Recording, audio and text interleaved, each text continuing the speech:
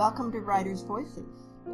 I'm your host, Monica Hadley, and with me today is my co-host and mother, Caroline Kilborn. How are you today, Mom? Beautiful day. Oh, wow, this is what spring's supposed to be like. It is, but we know that winter's last gasp may not have occurred yet, so that's true. We don't want to get too used to this gorgeous Iowa spring weather. Well, spring's coming, but it's winter's dragging its feet. That is for sure. Yeah. That is for sure. So, who do we have with us on Writers' Voices today, Mom? Well, you want to pronounce her name? Yang Huang. Yang Huang. Okay. Yeah. And she grew up in China's Yingzhou province, and she participated in the 1989 student uprising. Her debut novel, Living Treasures, won the Nautilus Book Award's Silver Medal in Fiction, and her essays and short stories have appeared in The Margins, 1111, Asian Pacific American Journal, the Evansville Review, and on and on. On and on and on. And she lives in the Bay Area and works for the University of California, Berkeley. Welcome to Writers' Voices, Yang. Thank you so much, Caroline and Monica. I'm thrilled to be here. So, you grew up in China. How old were you when you moved to the U.S.? 19. I came as an engineering student. So, very similar to one of the characters in this book. Yes. The title of the book is My Old Faithful. Now, My Old Faithful is a short stories, but it's kind of a novel too. Do you want to describe the structure of this? Yes, it's a linked family stories. So there are 5 people in this family: a father, mother, 2 daughters, and son. Each person tells 2 stories about the defining moments of their lives, essentially, and the peripheral characters in other people's stories. This covers pretty much the adolescent years of the children, with some flashbacks set in the 1960s. So the events happen from 1960s to 1990s in China and the U.S. And this pretty much is the time period that you would have been in China, and then the parts that happened in the U.S. would have been when you first came to the U.S.? Yes. So I know those experiences, and I know these people, but the events are fictional. That was going to be my next question. How autobiographical is it? Well, the people and places are real in the sense they're all composites.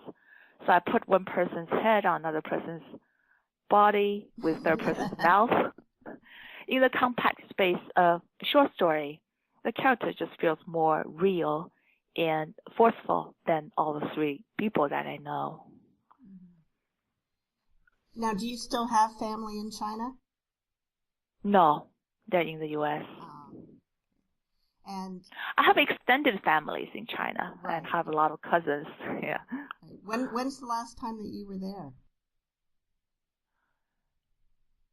2010, I think.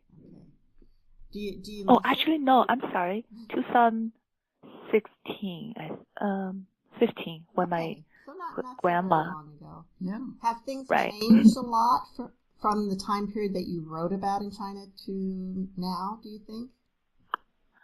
On the surface, every 5 years, China became a different country. There are a lot more new buildings, and, the city landscape really changes.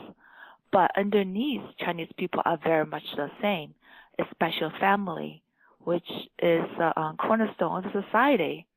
And there is a public life and private life for every Chinese family. That aspect remains the same. So, Yang, what made you decide to tell this story in this way, where each story, where you have separate stories told from the point of view of the different characters in the family? Why did the linked story structure, why did you decide on that? we all have heard the saying that even the wise judge cannot settle a family dispute. And a lot of times, we don't care who's right, who's wrong in the family. A lot of times people just want to express the emotions or growth as themselves and self-discovery. So I decide to let each person tell their stories from their own perspective. By juxtaposing those different perspectives, we can see how skewed a character's point of view is. For example, the father doesn't know how insightful his son is. Just when you think you have the last word, other people will trump you with their fresh perspective. By having those different stories, I keep the book from going down the one path. In the sense, there's a balance of power because nobody controls the outcome, and people all have their free wills. I think this gives a more complete picture of the family as they go through those volatile teenage years. It's interesting that in the table of contents, the way that she has it laid out. Oh, right. The title of the story is preceded by something that gives you a hint of whose perspective it's from. Right. So what the son did is the first chapter. And it's under the title of The Selfish Youngsters. What the son did. Then the next one is what the father wanted. And the third one is what the mother did not know. So, to look at this, you think, oh, yeah, this sounds interesting. And it was. Right. Yeah, it gives a clue what the story is about. Hopefully, it will make you want to discover what happened to those people. Mm-hmm. And I suppose you guess what the Chinese characters mean, right? So are the Chinese characters, do they mean the same thing as the sentence that follows, or no? It's a narrator. One must be son, one must be father, mother, and one must be mother. And because there's another father, and then they have the daughters. Yes, you guessed it perfectly. I know the word for little sister, Mei Mei. Oh. My grandchildren are half Taiwanese, and so I can't remember what they call the older brother. There's a word for that too, but they call the little Ava, my granddaughter, her nickname is Mei Mei. Yeah, impressive. Yes, that's exactly right. It's a little harder to read. Yes, to say. And what is big brother? Xiong. Yeah. Okay. The kids have learned Mandarin, but they don't speak it very often, except to their other grandparents, I think. And they're only 5 and 8 years old. But one of the first words my grandson learned was that he taught me was, and I know I don't say it right because every time I say it they correct me, but xiao now, which is supposed to be bird, but I don't know how close. Oh, xiao, yes, yeah. Yeah, you have to get that. There's a lilt in it. There's a lilt in the, the intonation. Right. Yeah. So it's fun. I'm encouraging them to become more fluent because I feel like being fluent in Chinese and English is really a good skill to have. Oh my gosh, yes. Yeah. In today's economic world, I would say so. So, Yang, did you know English when you came to the U.S.? Yes. I studied English seriously since middle school, but it was different. We studied British English, and when I came to the U.S., I simply couldn't understand what people were talking about. But being an engineering student, my life was made easy by, I can just focus on the formulas and the programs. So it's a dumbed-down version of real English. Well, mathematics is a universal language, isn't it? Yes, yes.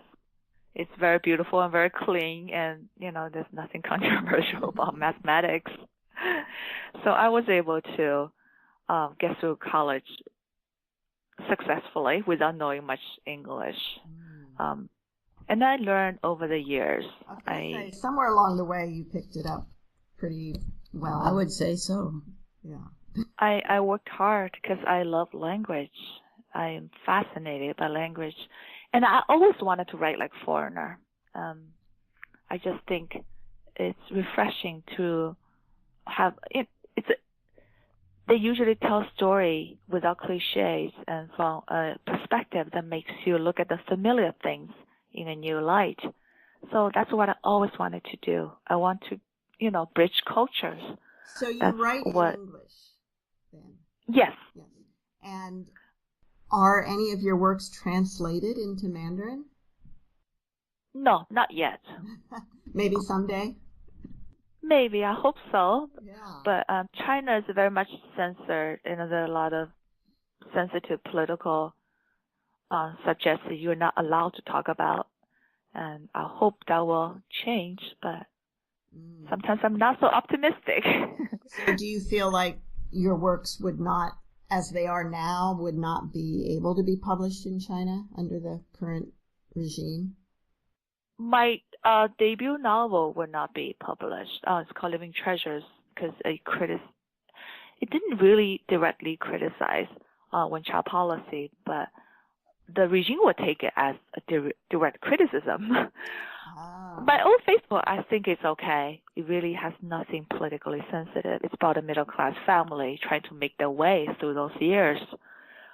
Right. But, there's also business aspect of having your work translated. So, yeah. Now, the family in My Old Faithful has 3 children. Were they born before the one-child policy? They were born before the one-child policy was strictly enforced. That didn't come until later, but it was already introduced, and the financial penalty and other penalties were already been put into place. So they knew what's coming, and the parents feel pretty lucky to have the youngest one. Yeah. Do you have siblings? Yes, I have a younger brother. Now I just wonder, are there many books published in China? Like novels? Oh, yes. Novels? Yes, there are a lot of novels published in China. Okay. Yeah, there are a lot of writers. You're listening to Writers' Voices with Monica and Caroline, and our guest today is Yang Huang, who grew up in China and now lives in the Bay Area, works at the University of California in Berkeley. And are you in the English department or literature, or are you in the engineering? I'm in the electrical engineering and computer science department. I am a IT person for the instructional labs. I like what I do. So you must be pretty well balanced left brain, right brain. I would think so, but there's never a balance when you want to do something seriously. So you always just use one side at a time. And there's always more to be gained by developing both sides. So, yeah. So what made you decide, as an engineer and IT person, to be a writer? Why did you want to write novels and short stories? Well, it started with my childhood. I'm an introvert and don't have a lot to say, but I can go on writing. My parents found I enjoyed writing, so they tried to dissuade me from it. They lived through the Cultural Revolution and saw that the finest writers in China were persecuted, and secondary writers were bought off by the state.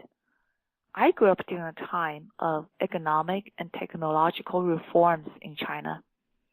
My father tried to infuse me with the belief that it's sexy for a girl to be a scientist because no political movement can touch you.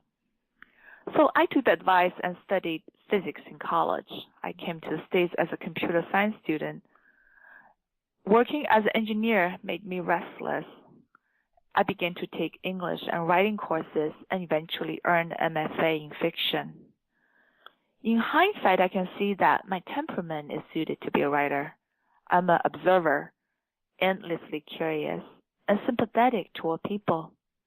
I love words and books. I have a spiritual bent that makes me look down on material things. I want to be free and use my imagination.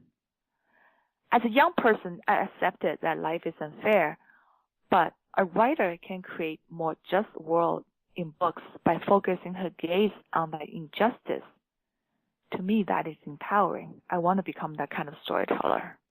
And is that what you did in your debut novel? Yes.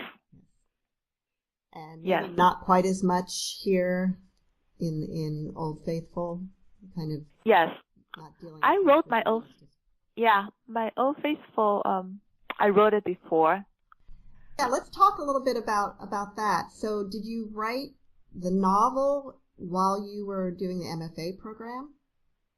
No, I wrote the story collection, which is my Old Faithful. Okay. And then, did you just set it aside, or did you attempt to publish it then? I published all the stories in literary journals, but I wasn't able to get the book published. I didn't take it personally. I tend to writing novels. Yeah, I published Living Treasures 4 years ago. Okay. I feel very fortunate that my Old Faithful won the Juniper Prize. So tell us what that is. The Juniper Prize for poetry has been in place for more than 40 years, I believe. Juniper Prize for fiction has been in place for about 10 years. So I heard about recently after someone I knew won the prize, and she had a wonderful story collection called The Other One. Something I decided to give it a try, and to my astonishment, it was selected to be the winner. I feel very honored and humbled. I'm very happy with this book that is coming to the world. And it was published by the University of Massachusetts Press. Are they the ones who sponsor the Juniper Prize? Yes. Ah, very good. Very good. When you were getting ready to submit your story collection for that prize, did you go back and do any rewrites, or did you just send them all in as they were? I just sent them all in because I've done a lot of rewrites over the years. So how long ago did you actually write these stories? You will be shocked. It's been 17, before they were accepted, that's 17 years. So it's 18 years from now. Oh, that's not shocking. There's a lot of people who take that long to get things into print, but I can see what you mean, that you feel very fortunate that they did make it into a story collection. Do you think that the fact that you had published a novel in the interim helped? I think this is separate, publishing separate endeavors compared to writing. Yeah, so publishing has a lot to do with timing and luck, but writing is just simple hard work. So are you still writing, I assume? Yes. What are you working on now? I'm working on a new novel titled Oasis, which I have worked on for years. The love story has haunted and evolved with me. Do you want to give a summary of the story? Yeah. A boy, Lou, saves a girl, Kara, from being drowned in a flash flood. They grew up in Minqing, an oasis sandwiched between two deserts in northwestern China. Kara leaves her hometown to study and become a radiologist. Lou stays behind to fight the dust storms and raise a family in the oasis, which slowly dries up and becomes a desert. It's a story about unrequited love, economic development at the cost of environmental degradation, and one's lifelong obsession with her birthplace. Although Kara has left her village, the village has never left her. Wow. So are you close to finished with it? I have done 2 drafts. Okay. And I will cut back and condense. It's 120,000 words now. I think the finished product may be closer to 80 to 100,000 words. Yeah, I need to find deepen that the part theme. of the process, the editing and winnowing down, do you find that enjoyable or more difficult than writing itself? It's both enjoyable and very difficult. Because the story is not done until those characters have taken over and, be authentically themselves on the page. So you may have helped birth them, but in subsequent drafts, they need to be almost autonomous from the author. They really need to surprise and teach you what you don't know about them. And that takes a lot of, and the story can change. And they become real people to you at the end. They will challenge you. So as you're writing about characters, and you say they can surprise you, so they change and they become perhaps different than what you imagined when you first started. Is that possible? Yes, and they should. It's a discovery. It's a journey of discovery. If they don't surprise you, they will not surprise the reader. But in order for them to surprise you, the writer must make them, really autonomous, that able to challenge you. Mm-hmm. And that is a very difficult process. You need to overcome your preconceptions about these characters. Oh, yes. Yeah, even though you know the stories, you essentially still don't know these people until they, throw it back at you. Well, let's go back to My Old Faithful and tell me about some of the ways the characters surprised you. Mm-hmm. Which character? Let's say the younger daughter. Mm-hmm. Yes, that is a good example. So Leon, initially I started with a family of 4 people. Then somewhere along the line, I conceived a third story for a sister. So I decided to create a younger sister. She's spirited and more independent than her older sister. In the story, the birthday girls,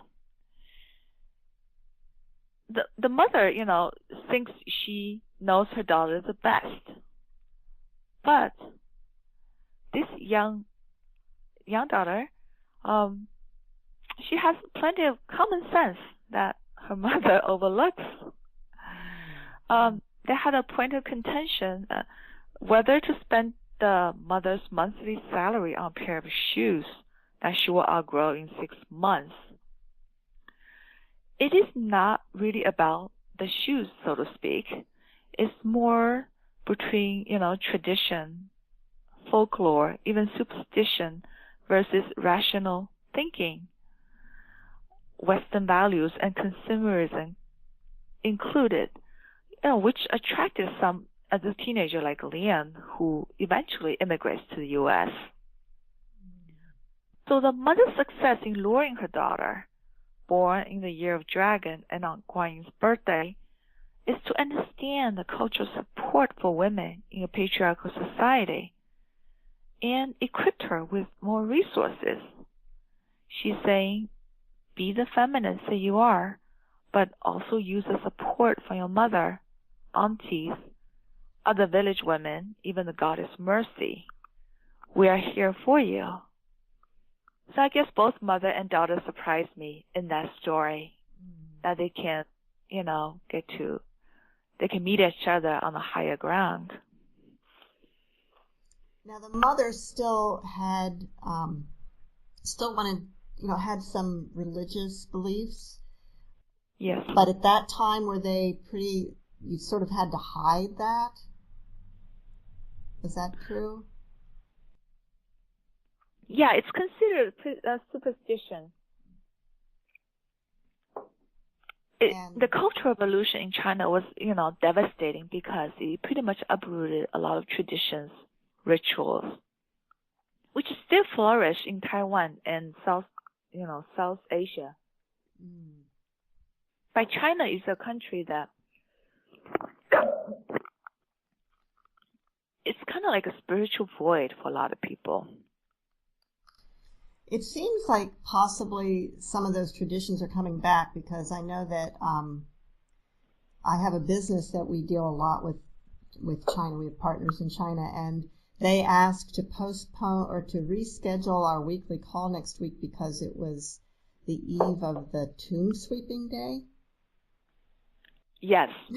Oh, this tradition has not, has always been in place. Yes. Okay. Not all traditions are equal. Yeah. Yes. But yeah, some traditions have come back, but some traditions are in place only in form, and the underlying motivation has changed. Ah, okay. But by and large, the tradition has changed very quickly in mainland China, more quickly than in other parts of the world that has, when Chinese tradition is very well preserved. So I was very moved to see the Chinese New Year parade in San Francisco. I feel like way more traditional than mainland China. Like line dance, and dragon dance. Of course, they modify the tradition as well. In China, only boys can do line dance and dragon dance, but in San Francisco, there are a lot of girls, So, which Yang, is beautiful to watch. How about you read to us from one of the stories in My Old Faithful? Okay. I will read the opening scene of the title story, My Old Faithful, from the mother's point of view. Great. So she's 51 years old. And this is the final story in the book. Yes. As soon as I set foot in the nursery's garden, I found the auspicious flower, a red double peony. Its huge blossoms burst forth as if brimming over with rose-red joy. I stand in awe while a store clerk tells me its strong stems never fall, even in the harshest weather. Its name, Old Faithful, makes it perfect for my home, as my husband and I are going to have our 30th wedding anniversary in 2 weeks. Yes, I say. I carry the potted peony to the storefront. My husband is talking to a young woman in a fluffy, chrysanthemum-like hairdo. Can you give me a hand? I call out to him. The woman glances at me, backs away into the crowd, and boards a bus. My husband takes my heavy pot and clamps onto the back seat of his bike. You scared with some business, he tells me with a smile. What sort of business? The body kind. He crisscrosses the pot with a nylon rope and fastens a dead knot.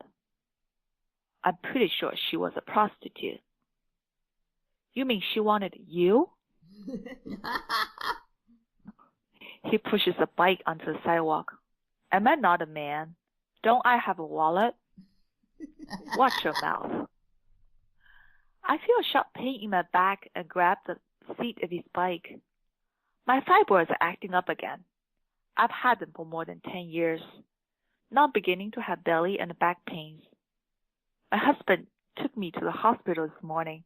A doctor suggested I have a hysterectomy to have both my uterus and ovaries removed.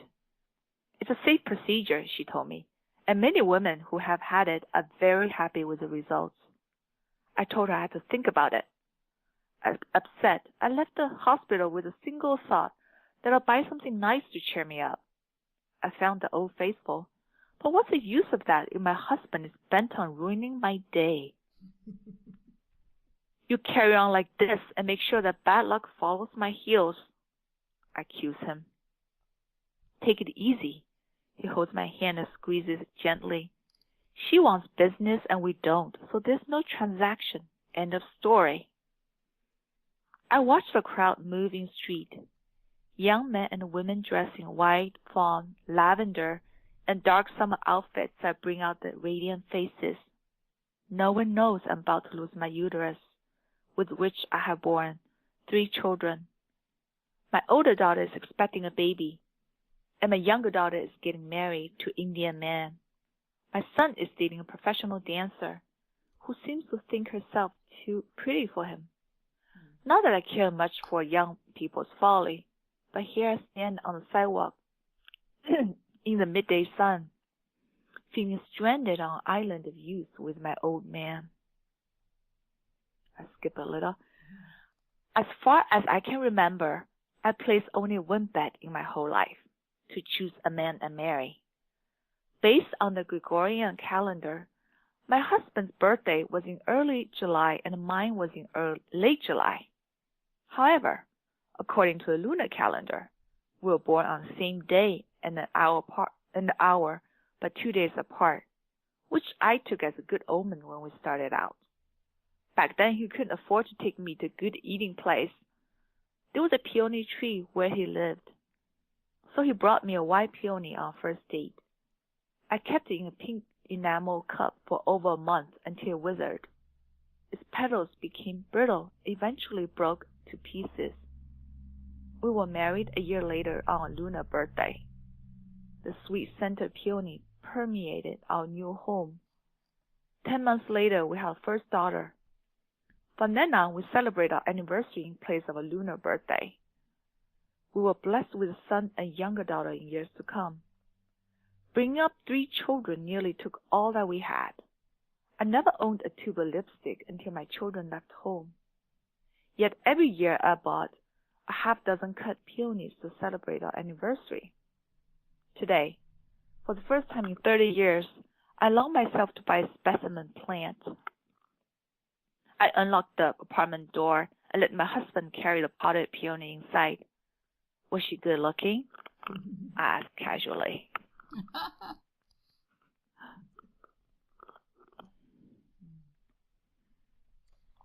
Are you going to stop there? Yeah, I'm going to stop here. Okay. So I have a couple of questions. One is, can you explain the difference between the lunar calendar and the Gregorian calendar? They're just 2 different calendars. So the on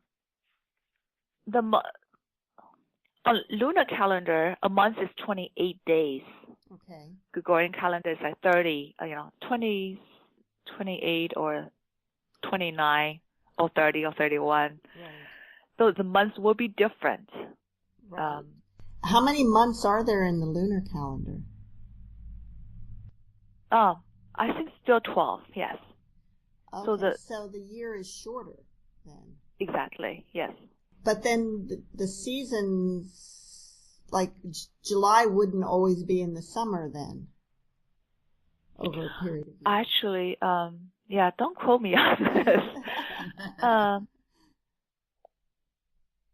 have to look into that. Yeah, I'm curious. But, the Chinese New Year is different every year. Usually it falls in somewhere in January. Sometimes it's in February. It's more in line with the seasons for the spring, summer, autumn, and winter. Okay. Yeah. Yeah, I just was always curious about that because it seems like that you'd have the same number of days in a year regardless of what calendar you were using, but apparently not. Apparently not, but there's some adjustment to be made when it lags too much behind, I think. And then I was curious, like when there are phrases like where she says to the husband, "You carry on like this and make sure that bad luck follows my heels." Now, is that the idea of bad luck following your heels? Is that a common concept in Chinese language that we don't have in English? Yes. And Chinese people believe what you say or think will make it come true. So you never say inauspicious in front of elders, especially during the holidays. It's really ironic because Chinese people believe children can tell the truth. If a baby sees you and smiles, it means that you're a good person, you have good health, or you're going to have good luck. You should just go ahead and go buy lottery. I'll remember that. Yeah, but because baby cannot lie. But if the baby sees you and cries, that means you are not such a good person. You may get you have bad health, and you may get into an accident. Oh my. So parents just capitalize on this belief by dressing up their children during the holidays, make them bow to the elders and say the auspicious things, and the elders will give them gift money as a reward. They do believe what you say will make it come true. Well, it sounds like a pretty good system for the kids. It is. It's very reliable for the kids. You're listening to Writers' Voices with Monica and Caroline, and our guest today is Yang Huang, author of My Old Faithful. So, Yang, tell us how you, a little bit about your writing process. Are you one of these authors who will write a first draft really quickly, not do a lot of editing or any editing while you go, or are you one of the ones who likes to get a really kind of complete thing down before you go on to the next chapter? Every book is a little bit different. For this story collection, I had a metaphor in place. I knew what story I want to tell, but I don't know how to get there. So I happily went overboard with my research. For example, I read 20 nonfiction books on dogs for Pioneer Yellow and watched dog-themed movies. And I researched fishing for the umbrella. I researched Indian food for the gourmet out of curiosity. I also read similarly themed fiction just to become familiar with a new subject matter. For example, I read Ian McEwan's stories to understand teen boy psychology. Most of the material wasn't used in the story, but I constructed a world in my mind when the story takes place, like building a movie set. Then I was able to inhabit that space, live this story, move and see the world through their eyes. So the so-called plot emerged organically out of the nonfiction material. It felt like a real life I lived. I didn't have to force the characters to act in a certain way. Eventually, they revealed themselves to me. So you don't plot it out ahead of time? I knew what's going to happen. I don't plot it out of time. I discover the story and discover the people in the process. You have the character and you have the ending when you start writing. Mm-hmm. And you said you happily go overboard in the research. Do you ever sort of like, I really should be writing, but I want to watch another dog scene in a movie? Yeah, it has happened. Yeah. I end up with a huge mess of material that I could never put together until I did. That makes every story very difficult to write. Even though in the end they come together, I didn't know it's going to happen this way. It just feels excruciating, haphazard, until I finally made some subliminal connection and just crowded a maze with the inch of my life. And how do you know when you're done with the story, when it's finished? How can you tell? I feel like the character has surprised me sufficiently, and he or she is not myself anymore. They usually start with someone that I know and ends up becoming a character that is new to me. That's when I know I have arrived to a place I feel this is completely fictional. I usually write out first draft just to see the ending. Sometimes the ending reverses in the second draft. Oh, really? You know, the opposite happens more than a few occasions. Yes. Oh, wow. Then from then on, the ending stays the same, and I will rewrite the middle many times. For a novel, I say up to 30 drafts. Up to 30 drafts? Yes. For I think I at least wrote 20 drafts for The Living Treasures. Yeah. Wow. Every time you look for something, there's some problem area you're working on. So. Now, in your bio, it says that you were part of the student uprisings in 1989. It feels like that would be really great subject material for a novel. Are you going to write that at some point? I have alluded to the student movement in Living Treasures. Yeah, that is in the background. Mm. But I want to write a story that's not just political in nature. I want them to still be autonomous people, just in their political environment. I think, characters always, they're always autonomous. Doesn't matter. In the end, it needs to be a love story or a failed love story rather than a political story. They could embody the era, but they should not be a direct reaction to that. You don't want the characters to get swallowed up by the goings on of the political atmosphere. I think they are more autonomous than that. Of course, they're affected by it. Their lives are affected by it. But the choices they make, it makes them, in the end, it's individual choice about, how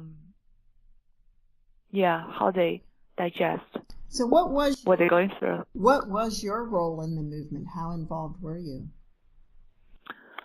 I marched with millions of people, not just students, but also teachers, workers, and people from all walks of life. For a moment, political reform and democracy, it seems like political reform and democracy could come to China, but our hope was dashed by Tiananmen Square massacre. And is that when you left China? I left shortly after the crackdown. Yeah. Was it hard to get out? It was. For many reasons. I realize you might not be able to say too much, so that's okay. That's okay. I think I'm actually free to say about Tiananmen Square massacre. Yes.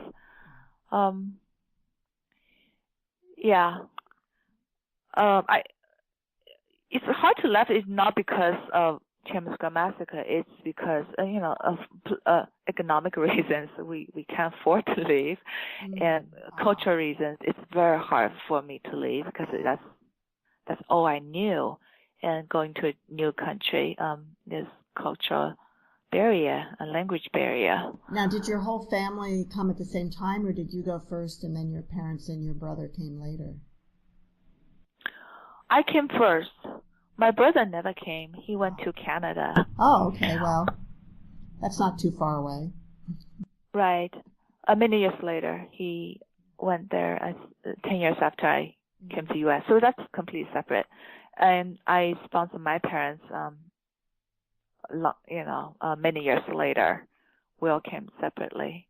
But I did have relatives. So I was able to get loan for my education and support a family. So Yang, how do you balance writing and your job as an electrical engineer and IT advisor? It's very difficult. I bet. But I do try to separate my writing life from my personal life. In order to write well, I have a writer persona that's different from my real life persona. In real life, I am very conscientious and reliable. I multitask, set priorities, and deliver results on time. For example, I have to keep hundreds of computers running properly and cannot be 1 minute late from picking up my children from school. I allow myself to relax when I retreat into my writing life. So usually I wait for my family to go to bed and I let the appointments, obligations fall away from my life.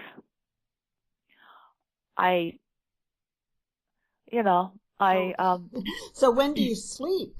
Yeah, really. Not much. I'll bet. But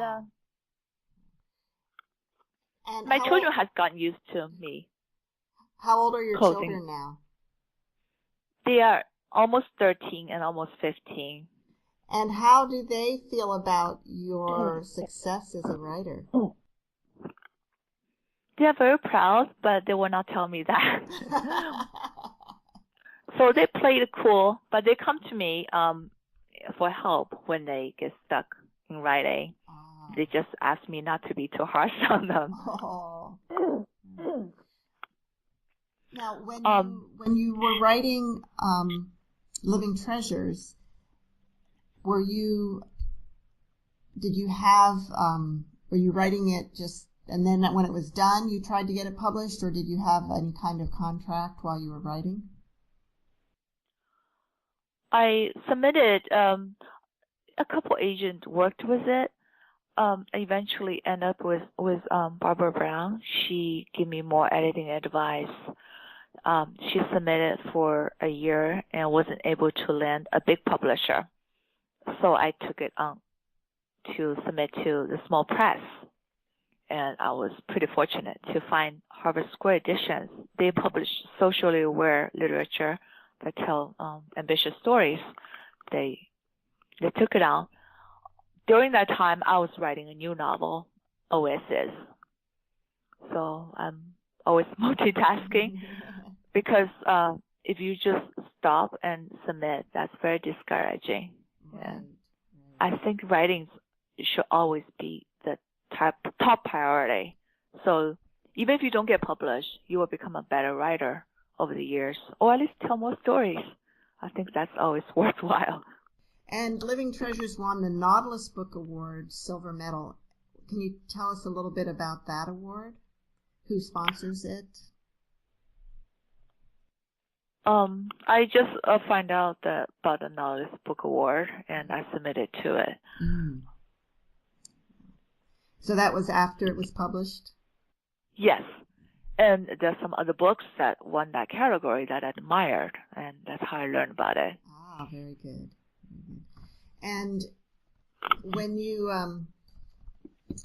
first held that first book in your hand, was that a special moment for you? It was, yes. Also, my children began to have an idea what mom's working on. My younger one was only fourth grader at the time. He got hold of my galley. I'm like, this is not appropriate for a fourth grader to read. But he wouldn't let it go, and he was reading it in after-school program. So he was eating those apples and just reading this story that is, it's pretty difficult to write and difficult to read at points. But he finished in 2 afternoons, I think. Oh, it was very easy to read, and he liked it. He recommended it to his older brother. So they became proud of me, and I feel very grateful for their support. And yeah, I think in the end, it was taken as a family success of our family. So I was very grateful that, because I give so much for them, and it's very gratifying to see them come back and nurture me in return. Yang, do you think you would ever want to be a full-time writer? I would love to be, yes, after I retire. And there's no other thing that I would rather spend my time with, yes. But as an immigrant, it's just very risky and very difficult to be a full-time writer. And it's difficult for anyone, really, until you become commercially successful. Mm-hmm. Right. Sure. Right. Yeah, you can't really. You can't just. And I think in a way, it helps us. It helps sustain me over the years. That's okay to be rejected as long as I keep writing. So, I take it as a test, and that's my life's journey, and I'm okay with it. Now, and one day I will write full time. I understand you write essays as well. Yes. What type? Of essays? I haven't written a lot of essays, because it's a little bit harder to open myself up and write truthfully. And I love fiction. Mm-hmm. I think story is just more interesting. Of course, it's more difficult and takes much longer to write a novel or even a short story than personal essays. But this can change, When I have more time, maybe I'll experiment more with essays. When you're writing, like this novel that you're writing now, you said that the idea for it haunted you for a long time. Do you have other ideas for books that are knocking and saying, "Come on, we want our turn"? I don't have a lot of ideas, fortunately. Only one or two at a time, so I can focus my energy on those projects. That's good. But I do have another book after this one, tentatively titled "The Good Son." It was something I already completed many years ago, but I want to rewrite that story. It happened in China, but I want to move it to Oakland, Chinatown, and make it an immigrant story. The essential story may remain the same, but people will change and the environment change, and I will have a new discovery process with that book, and I look forward to writing that one as well. Yeah, I don't have too many ideas, otherwise I'll be overwhelmed. Really? Now, do you do readings with these books, like at bookstores and so forth? Have you done much? Yes. And you mentioned that you were an introvert. Do you find that difficult to do? It is different. I would rather be writing, but I find that it's also great to connect with readers. I still think I prefer to write. Yeah. I give talks, and I enjoy doing that, and people have come to tell me, and, they enjoy my readings as well. But, I think my favorite activity is still writing. Well, we've really enjoyed having you with us today. Indeed. And the book is My Old Faithful. It's a story cycle of stories about a family in China, and then one of the characters comes to the U.S. and set between the 60s and the 90s, and very historically accurate. It's interesting when you read a book about a different country that people are the same wherever they are.